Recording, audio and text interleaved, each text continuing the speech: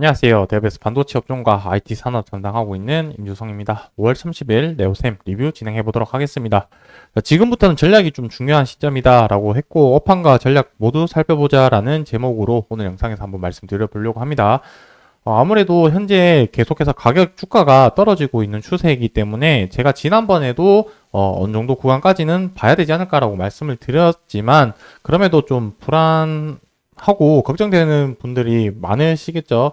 그래서 조금 더 구체적으로 한번 말씀을 드려볼까 싶습니다. 제가 오늘 말씀드리는 부분은 이렇게 해라 라는 게 아니고, 시나리오를 얘기를 드릴 겁니다. 만약에 이 현재 위치에서 이런 구간이 왔었을 때는 이렇게 될 수도 있고 반대적인 상황이 흘러갈 수도 있다. 이 양방향성에서 대해서 이제 말씀을 드릴 거고, 거기에 대한 결정들은 본인들의 비중이라든지 현금 상황에 따라서 그 결정들이 다 달라질 수 있는 부분이기 때문에 그 부분은 그냥 참조해 주시고, 저라는 사람이 이렇게 생각을 하고 관점으로 바라보고 있구나 정도 참조 용도로 봐주시면 좋을 것 같습니다. 그래서 업황이랑 그리고 단기적으로 6월 달에 주가가 상승할 수 있는 모멘텀이 어떤 것이 있는지 살펴볼 거고, 마지막으로는 아까에 대한 전략에 대해서 한번 말씀드려 볼 테니까 좋아요, 구독 눌러주시고 영상 시청해 주시면 감사하겠습니다. 자, 전망 산업부터 한번 말씀드려 보자면, 아무래도 이 SSD 관련된 시장 분위기를 말씀을 드려야 되겠죠. 자, 이 부분은 지금부터 더 좋아질 가능성이 높다 이렇게 말씀드릴 수 있을 텐데, 지난번에도 말씀드렸지만 이 부분에 대해서 간단하게 한번 말씀드리고 왜 좋아지는지 알면은 조금 이해가 되실 것 같습니다. 자, 제가 간단하게 데이터 센터랑 AI 데이터 센터를 말씀드릴 건데, 두 개의 언론에서 많이 좀 들어보셨을 겁니다.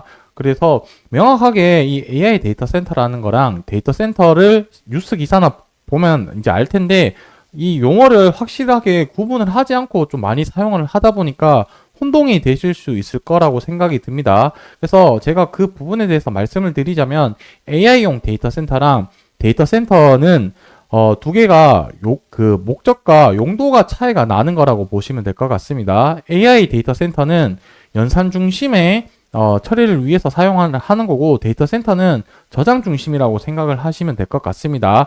그러니까 이 용도와 목적이 다르기 때문에 이 구성하고 있는 하드웨어의 부품들이 차이가 날 수 있겠죠. 그래서 이 부분 같은 경우는 GPU 중심으로 구성이 되어 있다라고 보면 될 것 같고, 이 저장 관련해서는 SSD 중심으로 이제 사용을 한다라고 보면 될 것 같습니다.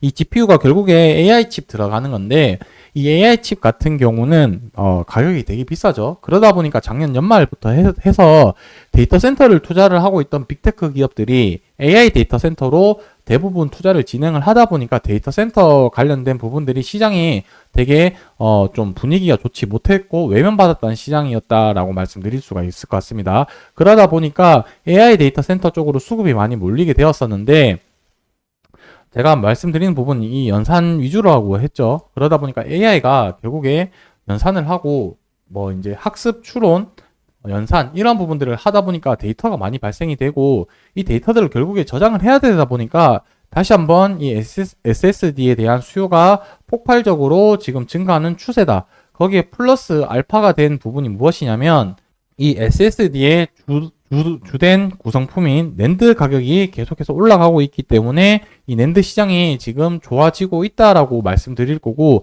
이 수요는 점차 계속해서 늘어날 수밖에 없겠죠. 왜냐면 AI가 지금 계속 고도화되고 있기 때문에 데이터를 더 많이 생성을 하고 처리를 해야 되는 과정에서 더 많은 데이터들이 저장을 해야 되기 때문에 SSD는 올해, 내년, 그 후에도 계속 좋아질 수밖에 없다.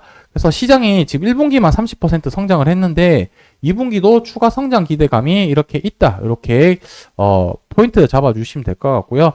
그리고 금리 부분도 제가 몇 번 언급을 드렸지만 한 번 더 포인트는 6월 달에 올라가는 그 요인이 금리라는 건데, 자, 결과만 이렇게 좀 말씀드리고 넘어가도록 하겠습니다. 9월 달에 저는 금리 인하 기대감이 제일 크다. 데이터는 지금 아닌데 전 딴소리 하고 있죠. 그 이유는 11월 달에 대선이 있기 때문에 저는 바이든 정부가 대선 전에 자기 표를 위해서라도 이 정책을 한번 금리라는 카드를 사용을 할 거다라는 관점으로 보고 있기 때문에 9월에 금리 인하할 가능성이 높지 않을까라고 생각이 들고, 그 더 빠른 시점에 7월, 조금 더 빠르면 다음 달 6월 달부터 금리 인하 기대감으로 주가가 반등할 수도 있으니까, 이거는 뭐 저의 가정인 거니까 제 말대로, 제 예상대로 흘러갔을 때의 시나리오니까, 아니면 그 반대적인 시나리오라고 보시면 될 것 같죠. 그래서 만에 하나 금리 인하 소식이 계속해서 좋아진다, 언론에서. 그럼 6월, 빠르면 6월, 늦어도 7월부터 이 부분을 기대를 해볼 수 있지 않을까, 이렇게 생각을 하고 이제 차트 한번 보도록 하겠습니다.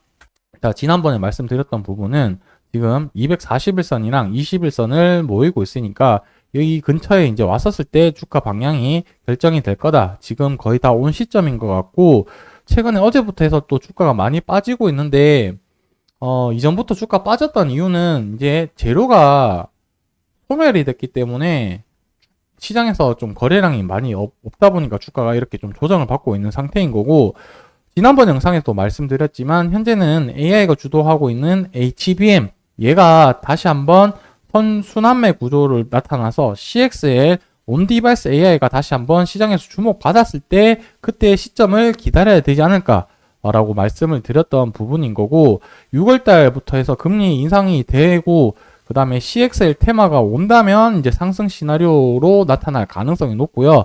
그 외쪽으로 시간이 조금 더 걸린다라고 하면은 뭐 이탈을 할 수가 있겠죠. 그런 관점으로 좀 봐주시면 좋을 것 같고, 제가 생각하는 현 시점에 마지노선은 지금 이 저점의 종가 가격 정도가 마지노선 형태가 되지 않을까라고 생각을 하고 있습니다. 요 파란색 이제 음봉의 종가 가격을 줄 것을 때 현재로서는 241선 살짝 위에 있고 가격 거의 터치하려고 하는 모습으로 가고 있는 상태죠. 그러다 보니까 지금 거의 바닥에 제가 생각하는 기준에 거의 다 왔다라고 생각이 들고, 만약에 여기가 이탈이 된다라고 하면은 저는 생각하는 기준이 두 가지가 있는데, 월봉 11선 기준이 좀 가이드라인이 되지 않을까라고 생각이 듭니다. 자, 지금 이번 주 내일이 되면은 주봉이랑 월봉이 이제 끝나죠. 그래서 새로운 주봉과 월봉이 나타날 텐데, 다음 날에 생기는 이 월봉이 여기서 생긴다라고 한다면 이 11이동 평균선이 조금 더 올라올 겁니다. 그래서 이 11이동 평균선 기준으로 또 밑에 지지 라인이라고 생각을 하면 될 것 같고요. 더 밑에 구간이라고 한다면 이 일본 구간에 지금 여기 형성되어 있던 여기 몰려있던 이 구간에서 또 지지 라인이 오지 않을까라고 생각을 합니다. 자, 근데 월봉보다 지금 두 번째 일봉 기준으로 가격이 더 밑에인 상황인 거니까 제가 생각했을 때는 지금 첫 번째 마지노선의 가격을 이탈을 하고 된다면 월봉 기준으로 해서 이제 그 대응 구간을 좀 잡으면 좋지 않을까라고 생각을 합니다. 현재로서는 당장 대응을 하기보다는 이 방향성을 보고 결정을 하는 게 좋을 것 같고, 만약에 반등을 해서 이제 다시 눌림목 왔을 때 그때 좀 기회를 보면 좋을 것 같고요. 그 다음에 월봉 기준으로 하락을 하게 되었을 때는 월봉 10일 기준으로 지지받는지 여부를 체크를 하면서 대응을 해도 좋지 않을까라고 생각을 하고 있습니다. 자, 이 부분은 뭐 이제 상승, 하락, 양 방향성에 대해서 제가 모두 말씀드린 부분인 거고, 뭐 비중이 많거나 현금이 없으시면 대응을 못하기 되기 때문에 뭐 이제 결정을 내려야 되는 순간이 어느 구간으로 내가 잡느냐 이렇게 판단을 할 수도 있을 것 같고, 뭐 오래 기다리겠다고 마음먹으신 분들은 계속해서 저랑 뭐 추세나 이런 부분들을 같이 체크를 해 나가면 좋을 것 같습니다.